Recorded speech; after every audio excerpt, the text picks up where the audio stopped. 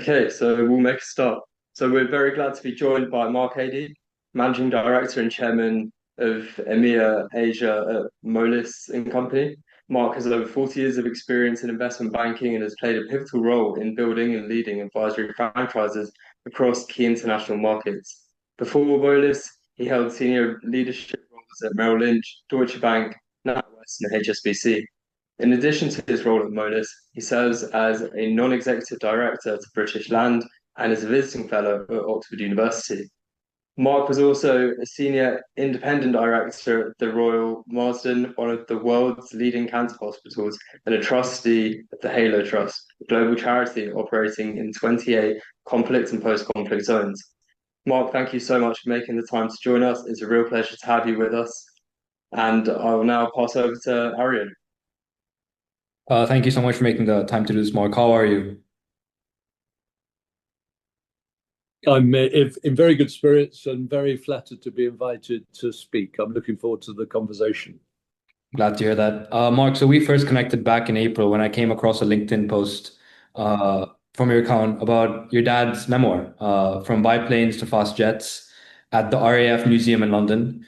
And I had the pleasure of attending online. I remember seeing it, and I was just curious. I just wanted to see what this was about. I hadn't seen anything like that on LinkedIn, so I was like, I was just very curious to see it. And I'm very glad because the way you told those stories and the way you sort of presented his memoirs made me feel as if I've known you and your father, Ken, for a very long time. Although it was just, under an hour long. It did really feel like I knew you guys for a long time. So I just had to reach out. And that brings us here where I'm hoping we can have a conversation that just sort of goes beyond finance. We can have a very honest and meaningful conversation. So before we get into Moelis, Merrill Lynch, and the rest of your journey in finance, I just want to ask you, how does it really feel to have brought your father's story to the world? Well, first of all, I was very, very flattered, Darian, that you actually listened into the RAF Museum speech. But look, it was an absolute joy to publish his memoirs, which he wrote in a few years just before he faded away in 2001.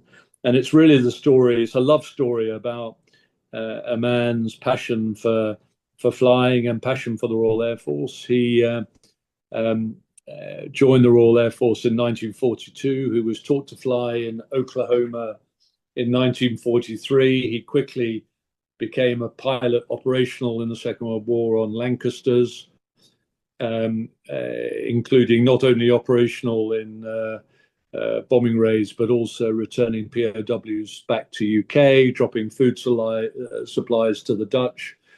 And astonishingly, he was still 20 when victory in Europe was announced in early May 1945. I find it conceivable that somebody could be so young, responsible to be a pilot of such a large aeroplane in operations. But he elected to stay in the Royal Air Force for his career and went on to work in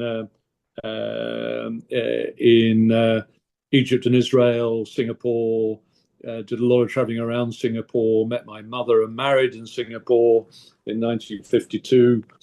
And on the way, met General MacArthur, the King and Queen of Siam, danced with Rita Hayworth. But most importantly, started flying on biplanes, frankly, made out of paper and glue, then on to probably the best heavy bomber in the Second World War, and then through to fast jets, including the Hunter and the Javelin. He loved every minute. And he wrote the memoirs really at my wife's request to his grandchildren, my children. And it's a very affectionate memoir. And it's not the story of a hero. It's about the story of a young man who witnessed staggering technological change, but loved it. So look, how does it make me feel? It was a joy to do. When I discovered the memoirs the night that he faded away in November 2001, I committed to publish them.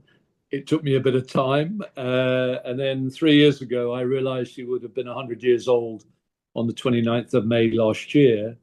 And so we got them published, raised some money for the Royal Air Force Benevolent Fund, and launched them at the RAF Club, hosted by former Chief of Air Staff, Air Chief Marshal Sir Mike Wigston. So it was a very special day. And Harry, and I connected with some truly interesting people that I otherwise would never have encountered.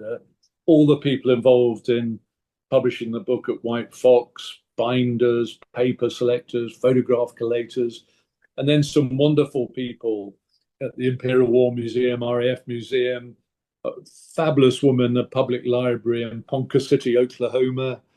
It's been a joy. Probably one of the most important things I've ever done. Really glad to hear that, and I'm sure your father would be really proud if if he saw all Thank you. the. Did working on the memoir shape how you personally, as Mark, think about legacy, whether that's both professionally or personally? Well, that's an interesting question.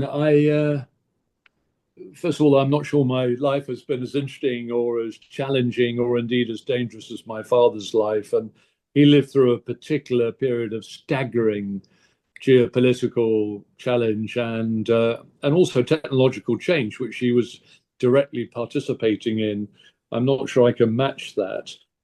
Funnily enough, my children have suggested that I do a similar thing, so we don't forget all the stories. Whether I've got the courage to write it down or not, I don't know. My dad was a wonderful, warm man who experienced some remarkable things. If I could have a hint of that, I'd be very flattered. Yeah, he had a beautiful legacy, and I really do think that he would be very proud. Um, Turning to your own journey in finance, what sort of first drew you to investment banking? Well, I've been blessed by some serious good fortune in my 46 years in banking, and one of them was at a very tender age in HSBC in Hong Kong. I had the good fortune and privilege to work for a man called Stephen Green, who had joined HSBC from McKinsey. And he and I worked together on a whole range of strategic initiatives around the HSBC group, but also including reviewing merger and acquisition opportunities on behalf of the bank. So at a very tender age, I worked for this very stimulating, smart individual who ended up being chairman of HSBC overall further down the line. And in that time, I did some work for HSBC in London during the run up to Big Bang, including the acquisition of a leading stockbroker called James Capel. And frankly, I got the bug. I got the excitement of bids and deals. I wanted to be in the room. I felt then, and I still feel now, 45 years later, that it's a great privilege to sit in a room with chairmen, chairwomen, chief executives, trying to navigate difficult decisions that change the shape strategically of businesses. And I love that. And that's the origin of it. It's really interesting.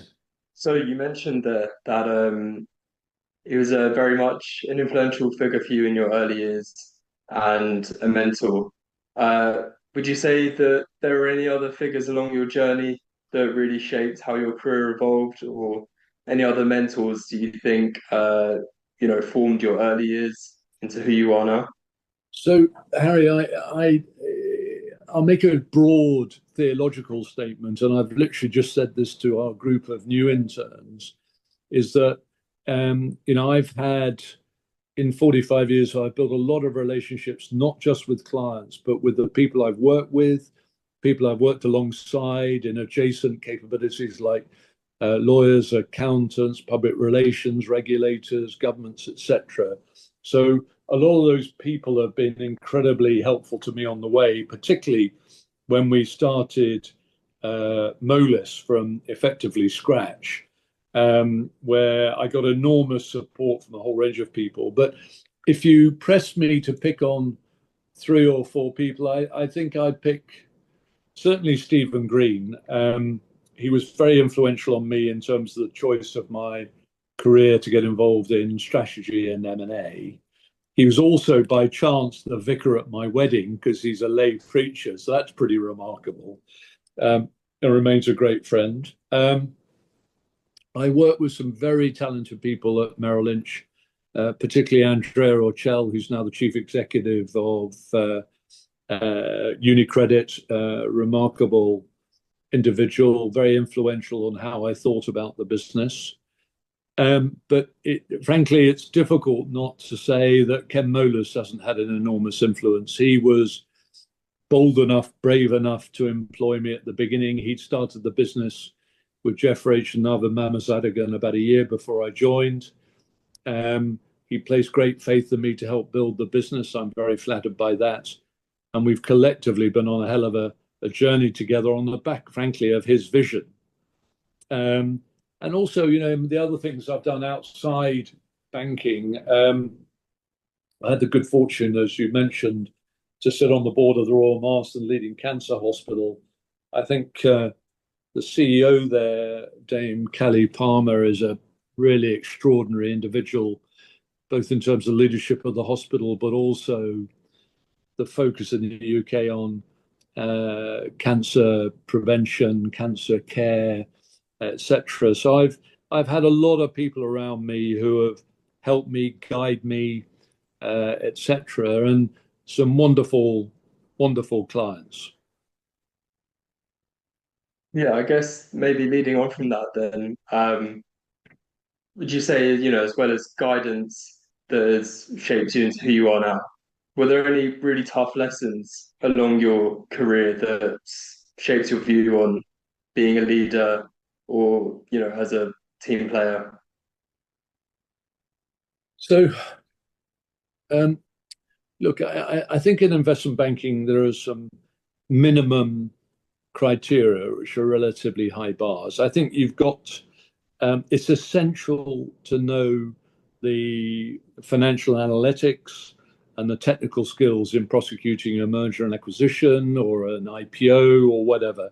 And that's a minimum, and it's a pretty high bar. You've really got to know what you're talking about and certainly know how to seek out the right answer from the professionals around you.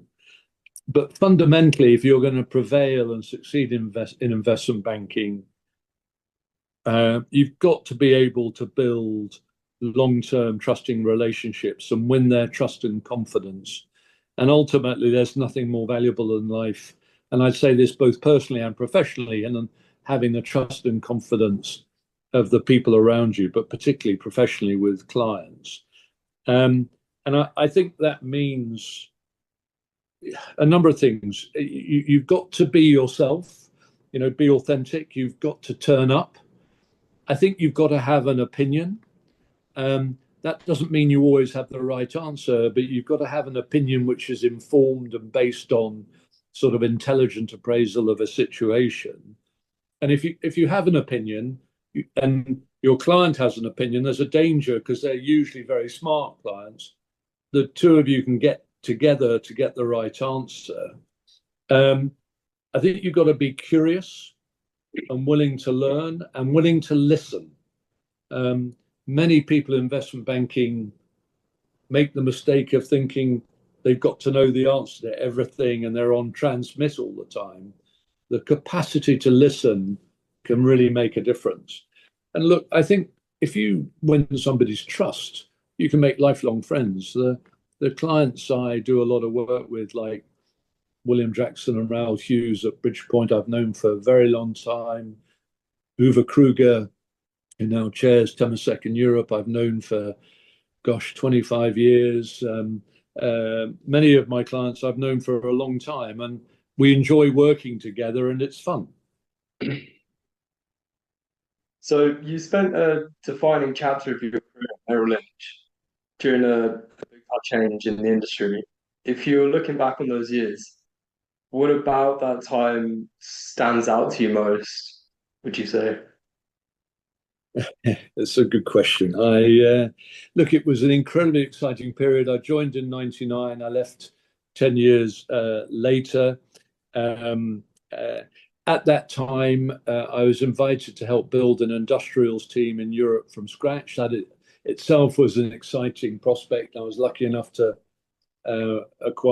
recruit some wonderful colleagues. But it was also when China was properly opening up. So this whole new paradigm of global interaction was going through significant change. And I ended up running the metals and mining business at that period of change when China was drawing in an awful lot of metals and mining demand. So I had this crazy period of large cap deal doing in Europe, in America, South America, in South Africa, Australia, China. Did a privatization in China, a number of IPOs in Russia. It was an incredibly stimulating period for me in truly global remit. I had the great privilege of working for a very strong bench of people. Indeed, some people may well say people smarter than me, and that really made it an exciting and stimulating place to be. The hours were brutal, really tough. I owe my family an awful lot for holding the fort when I was away so much. And I ended up having quite a big management role, and I ended up heading investment banking in Europe, Middle East, and Africa. And that itself was a different role for me, managing and leading some pretty independent thinking people.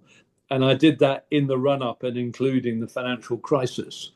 Now, I hasten to add, it wasn't my part of the Merrill Empire that had challenges. That was in fixed income. But it was a pretty tough time. But overall, very stimulating, very exciting, inspiring group of people. It's really interesting. You sort of built a really good foundation and a really good career for yourself at Merrill Lynch. And you certainly built a long and established career at the company. But then you decided to move to Moelis, which was a startup at the time. So how do you sort of make that transition? Would you be open to sort of sharing how that transition came about? Sure, no, with pleasure. I mean, a lot of it is to do with Ken Moelis being persistent, but also being very impressive. The vision was very exciting, but I didn't leave the combined Bank of America and Merrill Lynch conglomerate to join Ken. I retired at the age of 50. So actually I was at home. I got myself fit. That run up to the financial crisis was pretty taxing. So I got myself in good shape. And frankly, I was lucky enough to get a range of opportunities, some of which were very similar to the role I'd had at Merrill Lynch and then briefly at the combination with Bank of America.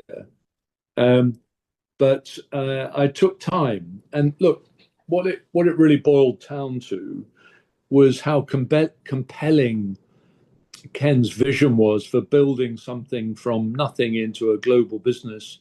And that was his ambition from day one. And, he asked me to help build it outside the US. And that was a very attractive proposition. But also there was a sort of philosophical point in that I'd always been a salaried employee, a very tiny owner of equity in a much bigger conglomerate. Here was a chance to be an owner and help Ken, Narvid, and Jeff, the three founders, to shape the business, shape the culture, whilst adopting an attitude as an owner. And it's a very different thing being an owner compared to being a salaried employee. And frankly, I found it utterly liberating. And also, it brings its own pressures. I mean, if it goes right, you can credit yourselves, you and your colleagues. If it goes wrong, it's only you to blame. And that brings its own responsibilities and pressures. But we've been very fortunate in what we built. A lot to do with Ken's vision and some gutsy decisions in advance of setting the business up, but then during the course of of Moelis's pretty remarkable growth. So exciting, risky joining a startup. Mind you, I was 50 and I'd been working for over 25 years by that time. So I sort of knew the sort of culture I wanted to be a part of, and Ken, Narvid, and Jeff have really delivered that culture. And I hope I played in a small part in shaping that culture.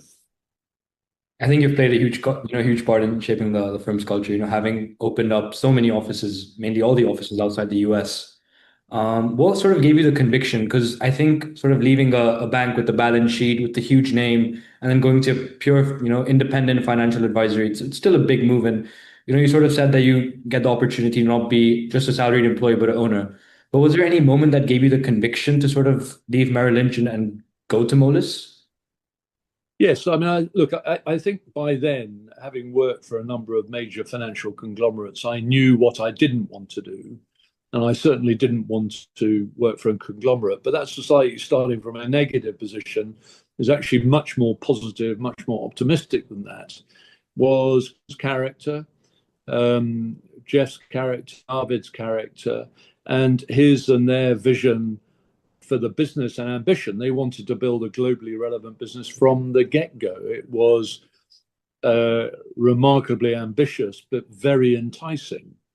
Ken had already been backed in setting the business up by some very serious external investors, which was a source of comfort. Um, um, and look, the ultimate test, and indeed Ken said this to me and my wife in our final discussions before I joined, whilst I was backing him, I had to take a decision, Arian, on whether I was prepared to back myself. And that did, I had moments of quivering bottom lip at that. Was I the person I thought I was? Did I have the relationships I thought I did? Had I won the trust and confidence of people that I thought I had? Or was it just because I was at Merrill Lynch and by definition, if I stood in the traffic, I'd get business, I'd get, hit by the traffic? I think, frankly, there are many bankers at big banks who benefit from the collateral benefit of lending over here, trading equities over there, and they get the business much more because of that than their own individual reputations and character and ability to win trust. And that's the acid test. If you genuinely can win somebody's trust on an independent platform, you will thrive. If you can't, it's the wrong place to join. And look, the other facet for me was I was not a founder of the business, but I was in the very early days. And Ken entrusted me with a very exciting job to build the business effectively from scratch outside the US. And we did that very quickly together. It was great fun. And we've been fortunate because it's thrived. And, I've just come from spending time with our 35, 40 new interns. And, it's so exciting to see young people come into the firm with the opportunity to thrive. That's what we built the business for, to look after clients and create opportunities for young people. No, that's really interesting. And I do think it's safe to say, it has paid off. If I'm not mistaken, the firm has created, I believe, $9 billion of value. And that's correct. So we took the business public in 2014. We've now got a market cap of around 5.23 billion, and we've returned 2.7 billion to shareholders. And so we have no debt, no goodwill, because we haven't acquired any businesses. And I think we feel we have a pretty fortress shaped balance sheet, which allows us, frankly, to make investments to build the business in the future.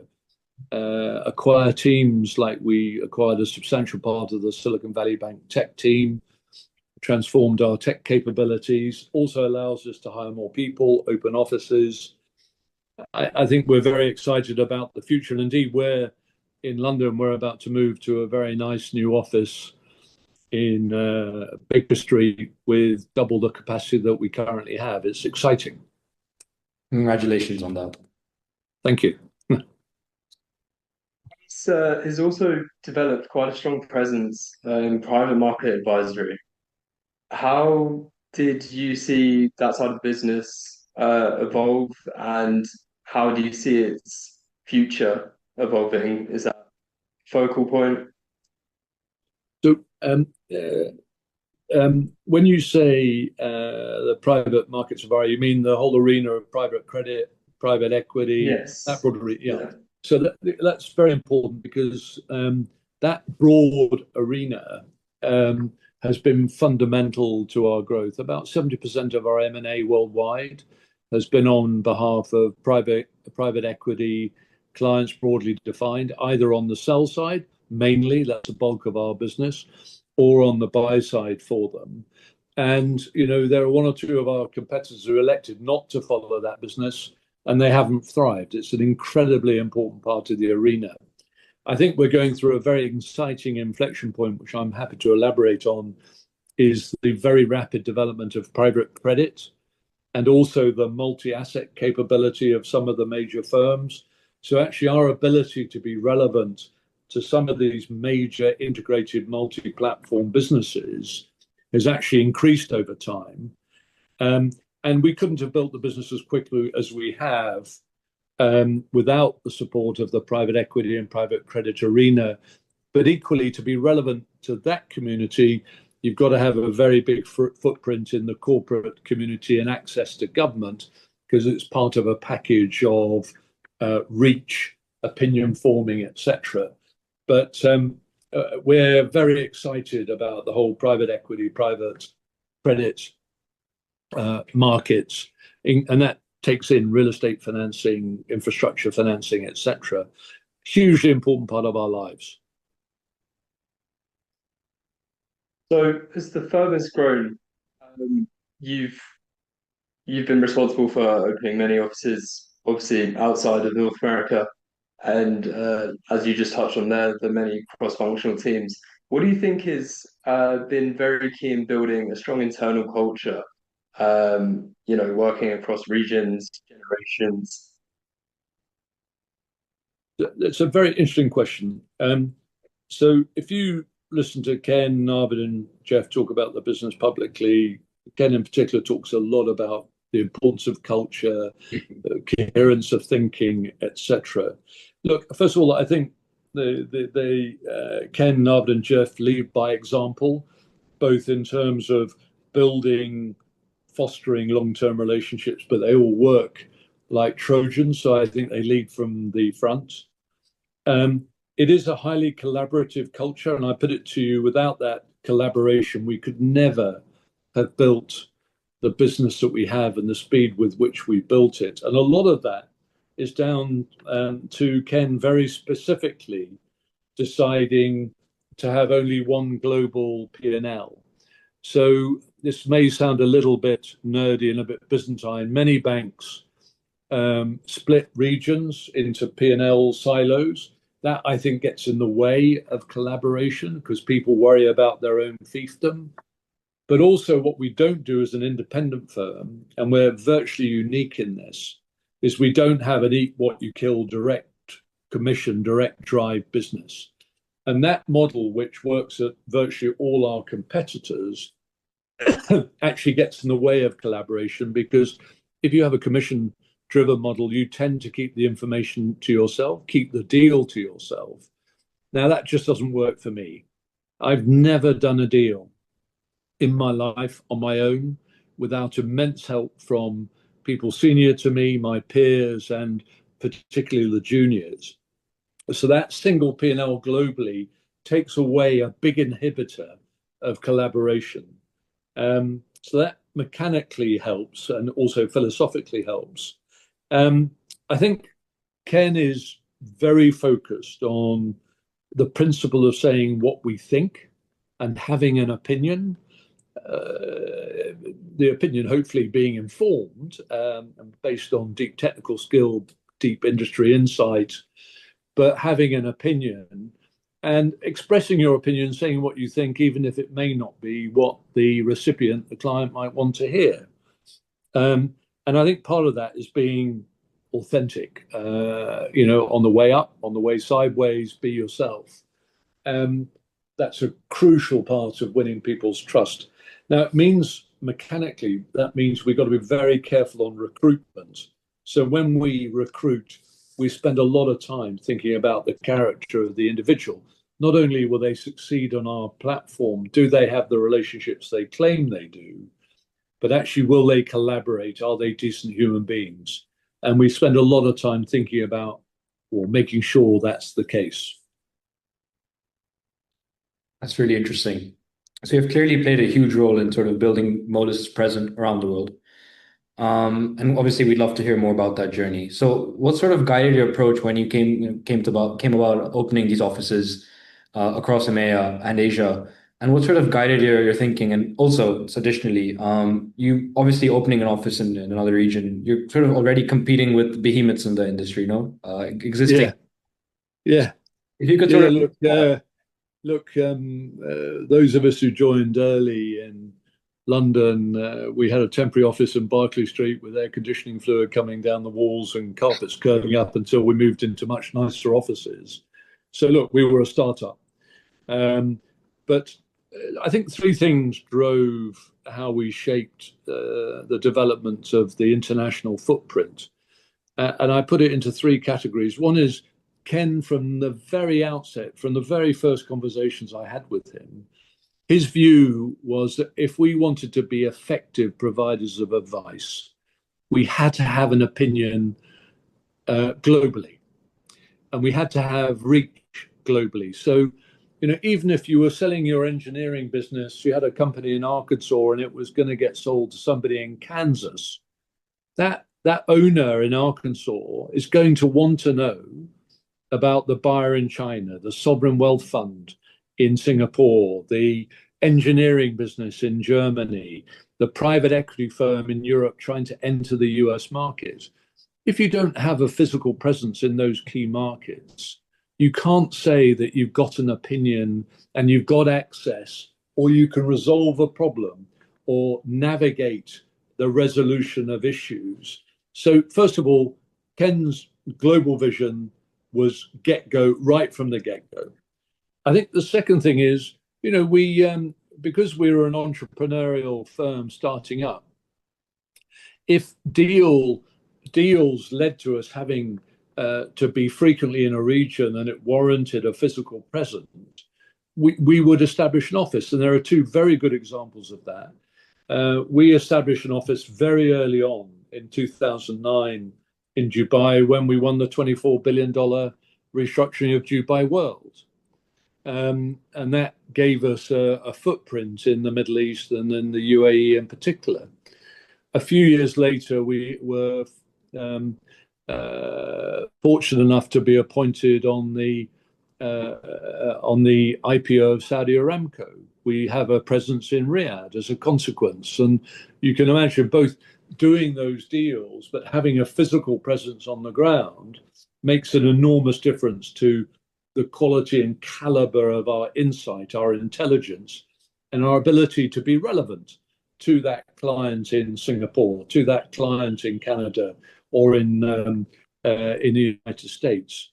And I think the third thing is, the thing that drove it was, again, through being entrepreneurial, if we found specific talent where it was very clear he or she had real access, real relationships, we would back them. So I'll give you an example. Richard Orders runs our Hong Kong and Asian business. When I went out there to find out about him, so many corporates, so many law firms talked positively about him. Ken and I decided to back him, and it's proved to be an enormous success. The same too with Manisha Girotra, who runs our business in India.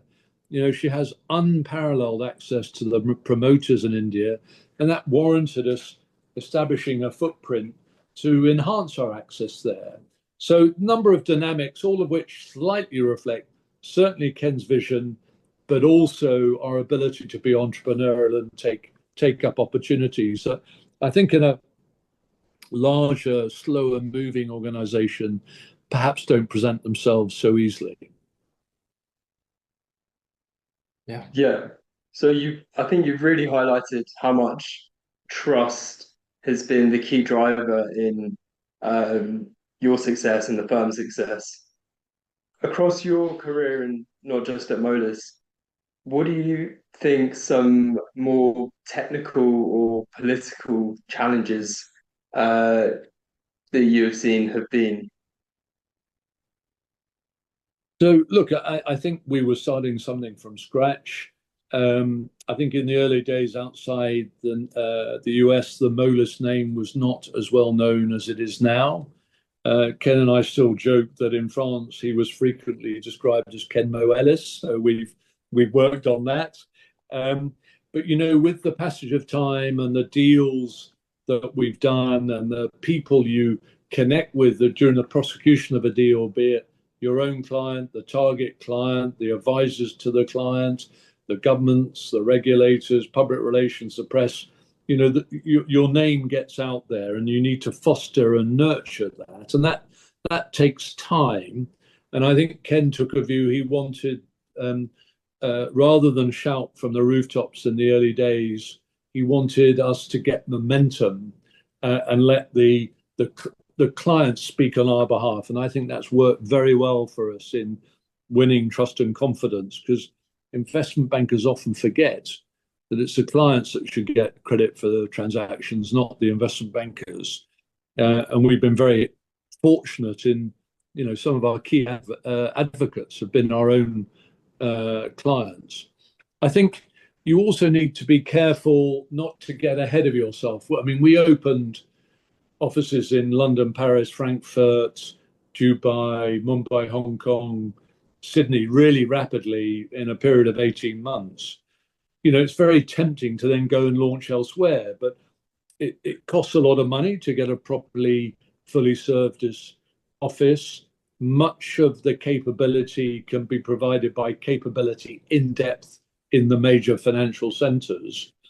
We have a responsibility to our shareholders, many of whom are employees, by the way, still, despite our IPO, we still have a significant interest in the firm, to keep an eye on costs. So we've tried to manage that very carefully, but it means that we've still got lots of white space to grow in terms of countries we could consider opening in, and sectors we could do more in. So I think whilst we've made enormous progress, there's still a hell of a lot to get done, and it's exciting as a consequence.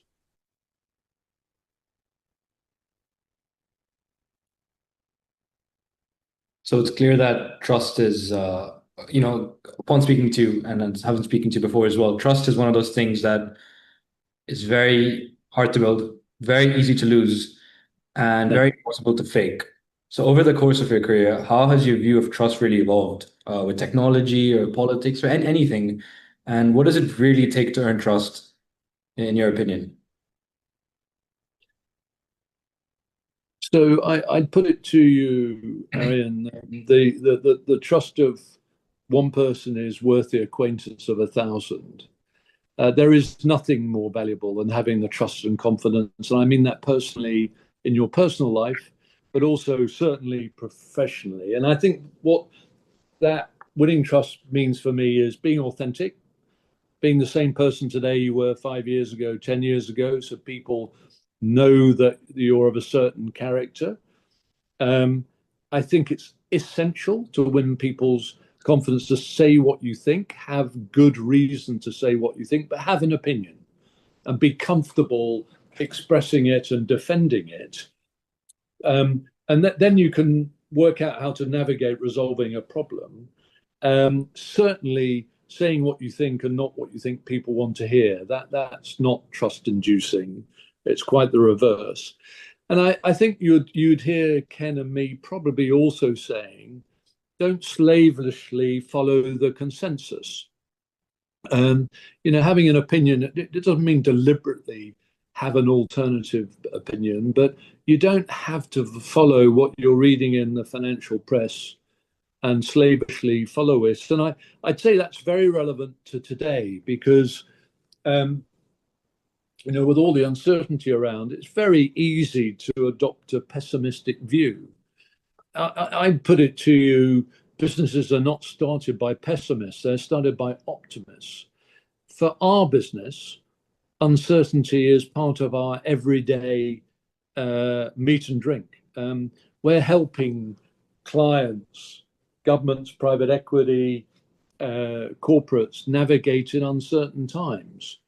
I actually put it to you, it's been uncertain for a lot longer than people think. This is not a recent thing. And for us, that increases the need for thoughtful, dispassionate, independent advice, which is what we aim to provide. I think the trust thing really matters on an independent platform because you can't fall back on a lending relationship or whatever. It's really the collective wisdom of you and your colleagues. Uh, I think that's the difference. That makes a lot of sense. And what do you think? So, like, once trust has been built, how do you really protect it? Say you're in a high stakes situation, under pressure from clients, internal tensions, conflicting interests. How do you ever protect it? And even if you do manage to not protect it in those times, how do you regain it once you lose it, if you do lose it? But that's a very important question, very interesting question. The way you protect it is by sticking relentlessly to what I said earlier about having an opinion, saying what you think, defending what you think, not slavishly following the consensus. When you're at a senior level, and this is a mistake many banks fail on, the senior guys should turn up. Turning up in itself is a good deal of the battle, because the clients are seeking the wisdom and judgment and experience of senior people. So turning up helps protecting. Gaining a reputation for saying what you think. You know, when I act for one party, not only do I want them to walk away saying dealing with Mark Aedy at Moelis was a very positive experience, but actually the people I'm dealing with on the other side of the table, I want them to say he was straightforward, he was honest, he said what he thought, we knew where we stood, he was a tough negotiator on behalf of his client, quite rightly. If you get that balance right, you end up with two satisfied individuals and you've broadened your universe. I think I'd elaborate by saying not only is it turning up, if there's a problem or there's a screw up or a cock up, the only thing you can do is run towards the fire and not away from it. If you've made a mistake, you've got to own up early and say you were wrong. You've got to take accountability, but most importantly, you've got to fix the problem and provide a solution. If you do all that, people will understand. They may be frustrated at the problem, but they will understand, particularly if you take accountability and resolve the issue. Now, standing back from all that, our business, a fundamental part of our business is anticipating those problems and navigating our way around it. But, you know, we live in an uncertain, highly dynamic world, so you can get faced with things that you may not have anticipated.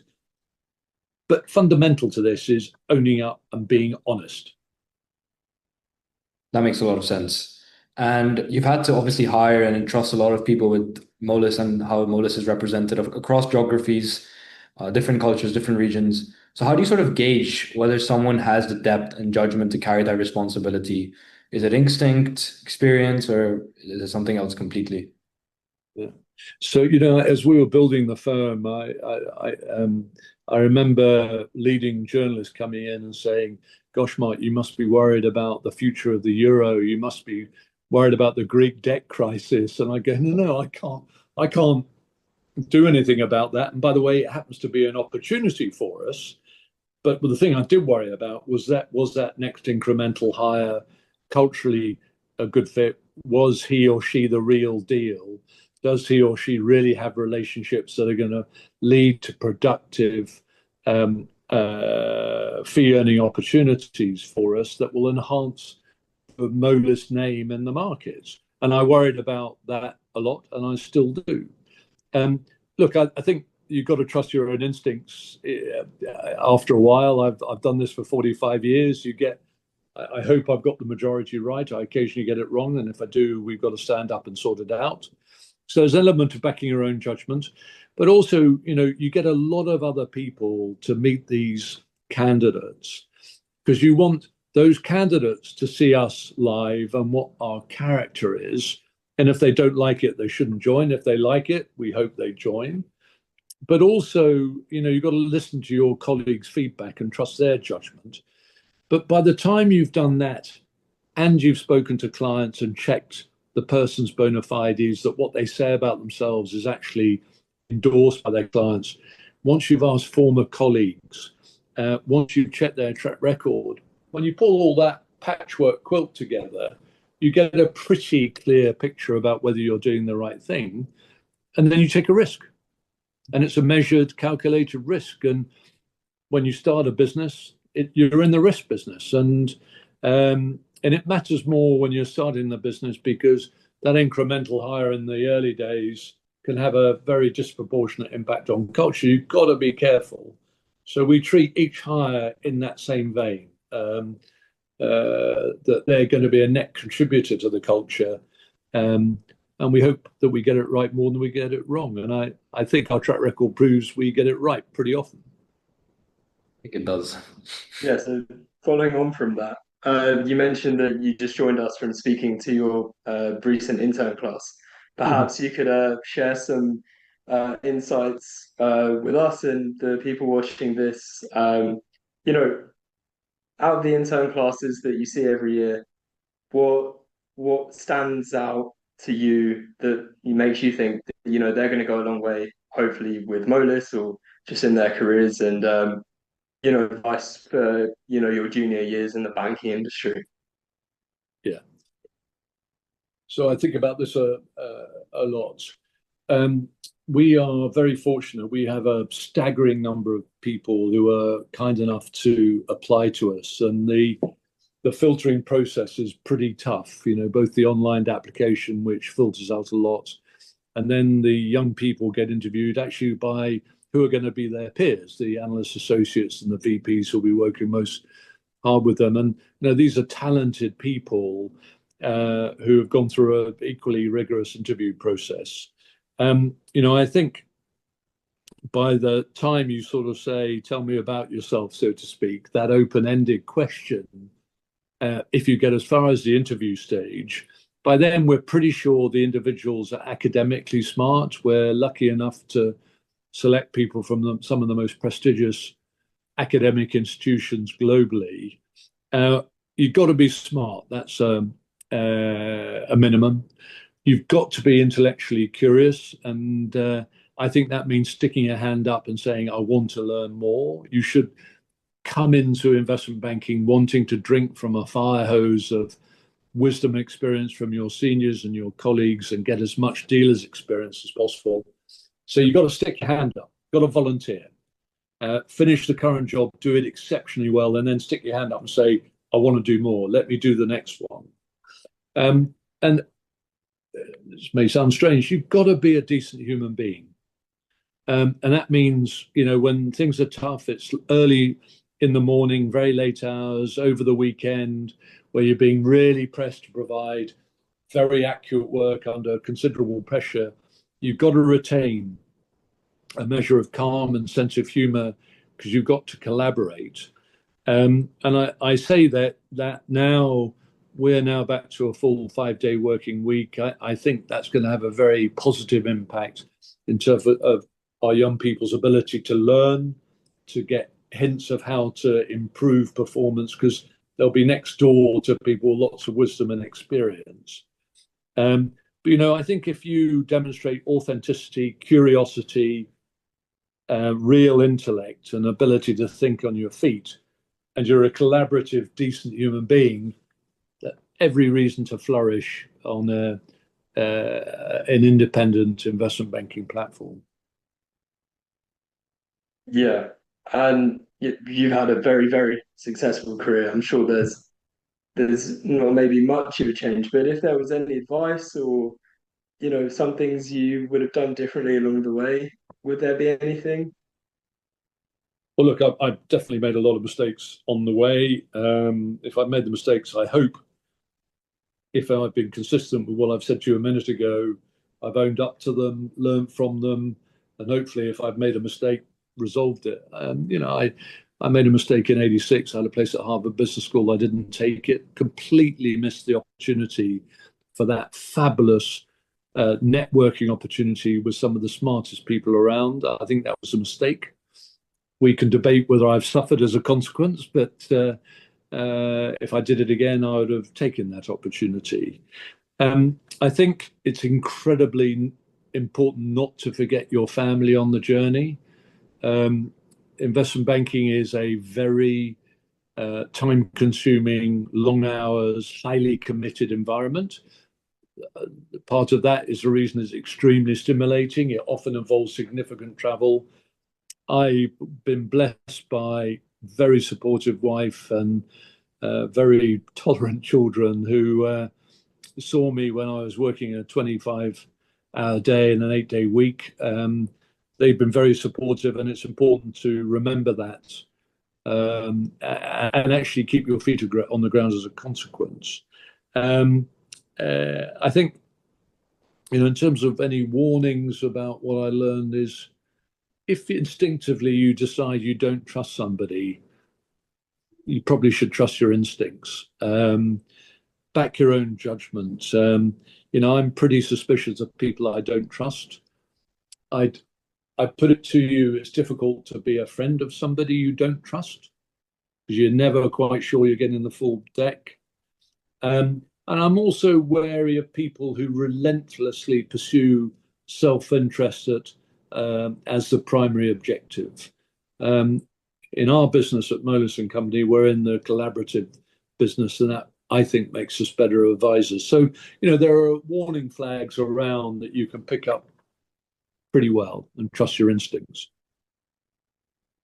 Just touching back on one of the points you made, one of the questions analysts or people applying for jobs within finance get asked is, tell me about yourself. So what do you think makes for a very good answer to that question? Sorry, I missed the question. Say again. Sure. So one of the key questions analysts and people in our position, Harry and I's position, get asked when we're applying to jobs within finance or internships is, tell me about yourself. So what do you think makes for a really good answer to that question? Oh gosh, look, I don't. It's a good question, right? Because it's so open-ended. It can be very illuminating where it goes. So I don't think there is a stock answer. But I tell you what I want to get out of that tell me about yourself question is evidence of intellect, recognizing I'm already predisposed to believe you're smart because you've come from a leading university. But I want just to be sure I get, and I think, and therefore you've got to demonstrate ability to think on your feet. You've got to demonstrate you're curious. I think very important to have questions to ask me because that demonstrates you've invested time, you've found out about us. You've got to be authentic, and being authentic includes saying, I don't know the answer to that question, but my observations are as follows. And I'm going to sit there and go, that's quite an interesting observation on that question. I'm going to ask for evidence of how you've collaborated, how you interact with other people in your degree course or in any internships you've had. And I want evidence of that. So I think the tell me about yourself needs to touch on those themes, but I don't think there's a stock answer. And indeed, for what it's worth, stock answers always come across looking like stock answers, and you sort of go, gosh, that person lacks imagination, lacks ability to think on their feet. And you've got to think that we turn up in board meetings thinking that we've anticipated a good number of the questions that we're going to get asked, but we'll get asked a left field question. You've got to duck and dive and move quickly and respond, which means you need to be properly prepared. Yeah. Around a month ago, I spoke to a partner at BCG in Dubai who said that within the partner group, they'd been speaking to each other about the future of partners in AI, meaning, consultants and associates would be rendered null and it would just be partners feeding into AI. Although that is consulting, I'd like to ask the same question about AI and finance. So where do you think AI is going to sort of take investment banking and how the future of AI looks in investment banking? Well, I think it's very exciting. I mean, we're in a period of a sort of industrial revolution of the scale of the original industrial revolution. It could be more systemic, but it's going to happen more rapidly. For me, I'm a half bottle full person. I'm an optimist. I think this presents very exciting opportunities, and I suspect we all don't quite know the scale of that opportunity. I think it's dystopian to imply that roles of junior people will be eliminated by AI. I think what it will do, I am confident, it will vastly improve the quality of the work experience for junior people, because they'll be able to access information, corral it, sort it, sift it, interpret it much more quickly than many of the rote preparation of information that they currently do. So I think the quality of their work experience will improve. It might mean the pyramid gets narrower, but you don't just become a partner by osmosis. You've got to go and learn on the way. You've got to get a few war wounds on your back. You've got to get a few trophies in the cabinet. So actually, you will still need to go on that developmental journey. I think AI will facilitate it. I think it's going to make the job more challenging because, of course, your clients will have the access to the information that you will have. What I think it's not going to be able to replace easily is judgment on what can be still very uncertain issues when you're talking about things that are impacted by people's decisions. And I mean technological change, I mean geopolitical decisions. My God, we're living in an environment at the moment where an awful lot is driven by personality. And that will still need wisdom and judgment. I think AI will enhance our ability to make those judgments with better information quicker. I think it'll make the quality of the work much higher, but I think it'll make the job satisfaction much deeper. And I look at this as a period of immense opportunity rather than the reverse. Theologically, I don't see the point in the dystopian view of the outlook. That makes sense, yeah. Just quickly going back to private markets again. We've seen obviously private credit make a huge boom in recent years, and you mentioned earlier that Moelis is looking to expand that division. Going forward, do you see it continuing to have the same boom, and the same momentum that we've seen recently? And is Moelis planning on, further capitalizing it on that? And second to that, just on private markets, the traditional route has been sort of investment banking and then having that experience and going into private markets. Do you think with the expansion, it will change so you see more junior levels can access private markets? Good question. I think I mentioned earlier that private equity has been a hugely important part of our business, and it will absolutely continue to be. They own such an enormous slug of industry worldwide, employees worldwide. I think that will continue to be a thriving business, particularly as interest rates reduce and their ability to unlock some of their assets improves and their ability to finance acquisitions improves. And to some extent, the degree of stasis there's been eases. So I think that we're feeling very positive about that.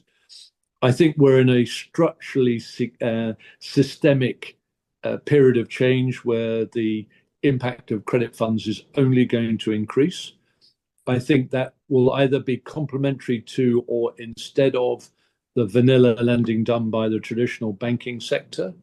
I think that raises a challenge for that banking sector. And indeed, I think it's intriguing that they themselves are building their own in-house credit fund capabilities. But I think that the speed of build of the credit fund arena is only going to accelerate. And that is very good news for Moelis because we are enormously well plugged into that arena through our debt advisory capability and our market leading position in restructuring. We know the credit funds intimately. And I think we will be a beneficiary of that growth and grow alongside them as their reach increases and becomes more significant. So I'm very optimistic about that. As to your more specific question about young people, the transition from investment banking into private equity or into private credit, that has been happening. I think it's extremely unlikely that people will go direct into private equity or private credit. They simply don't have the scale of training capability that the investment banks do. We would much prefer that our top talent stays with us in the investment banking arena, because actually the job gets more interesting. Having said that, I cannot tell you the amount of business introductions that we've had from alumni that have gone into the private equity arena or the private credit arena. So actually we look at them as allies, and it's part of the reason that we make a big effort to train people well in the intern process, but also give people stimulating roles at analyst and associate level. But private equity firms and private credit firms simply don't have the scale or reach to provide the caliber of training that we currently provide. So I'm not sure that's changing anytime soon. On a different note, Mark, in your interview with the Mannheim Investment Club and LSE's Focal Point podcast, one of my favorite actors, Denzel Washington, once said, in an interview very recently on Gladiator 2, he said, you can learn, earn, and return. And that's his career advice. And you sort of resonated with it deeply as well. So we sort of touched on the learn and the earn part. But on the return part, you've had the privilege of sort of working with British Land, Oxford University, the Royal Marsden, and the Halo Trust. So could you sort of tell us a bit about the return part of your career and how it feels to sort of have given back to society? Yeah. Look, I'm not sure if Denzel Washington was the origin of the learn, earn, return mantra. It might have been somebody else, but nevertheless, he does say it, and it resonates with me. I think, and I've just said it to the interns, I think in the early part of your career, for God's sake, take every opportunity to learn as much as you possibly can, both technically and watching and learning from your peers and more senior people to see how they navigate things, because that will serve you well later on. So just take it as a learning experience.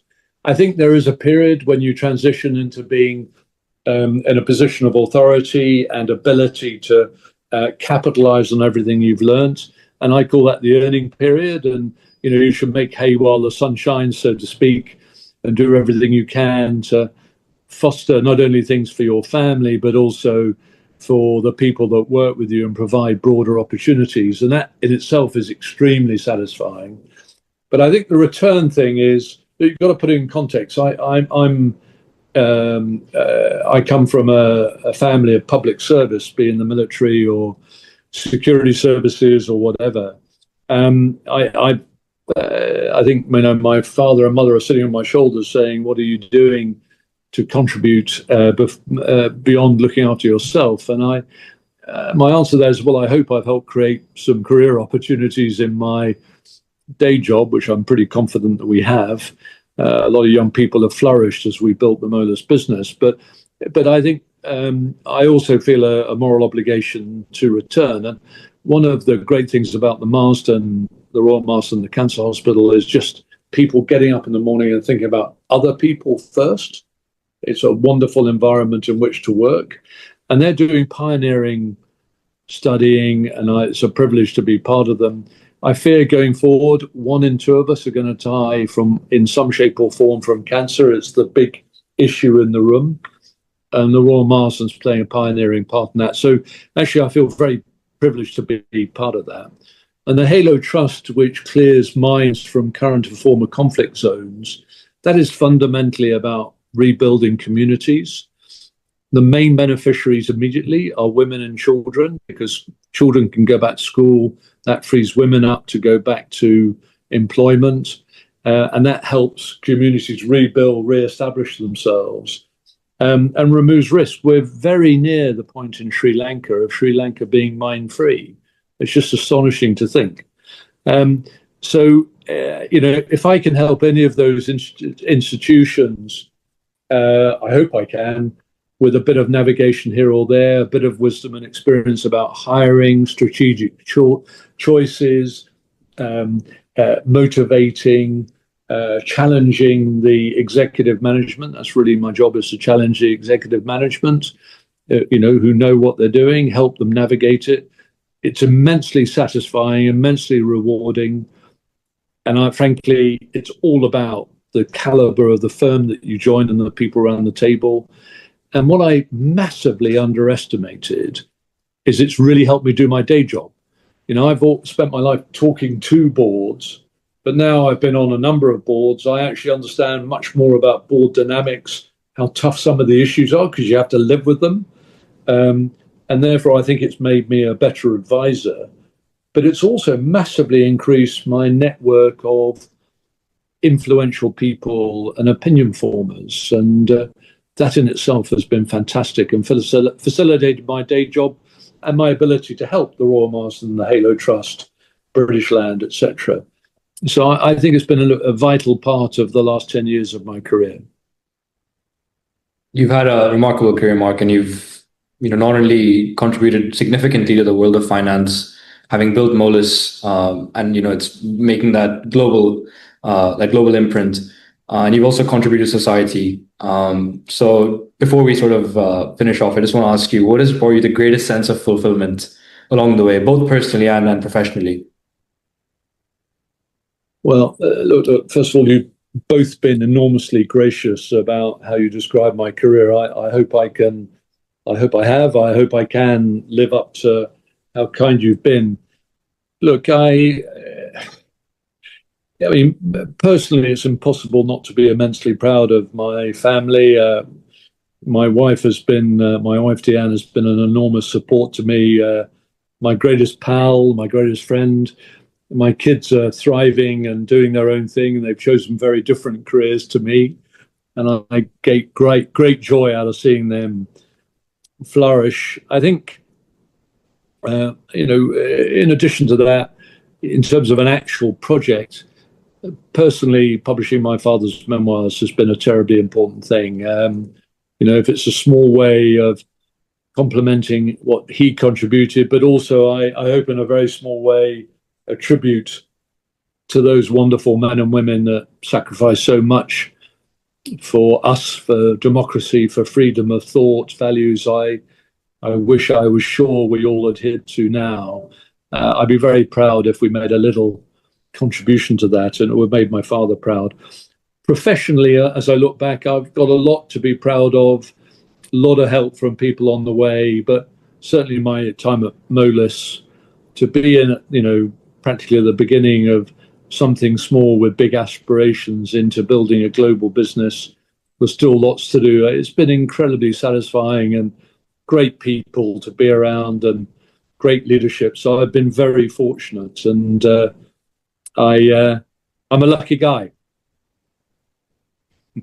Well, thank you so much for sharing all of that with us. Really appreciate it. Our conversation has been really insightful, and for the people watching, we'll obviously put a lot more information about your father's memoir so they can buy the book, read it. That's very gracious of you.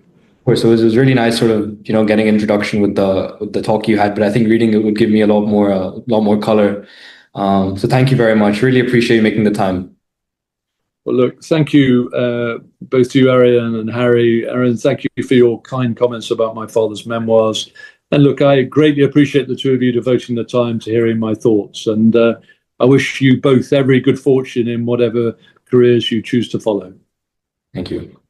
Thank you very much, Mark, for your time. Cheers. All the very best. Thank you.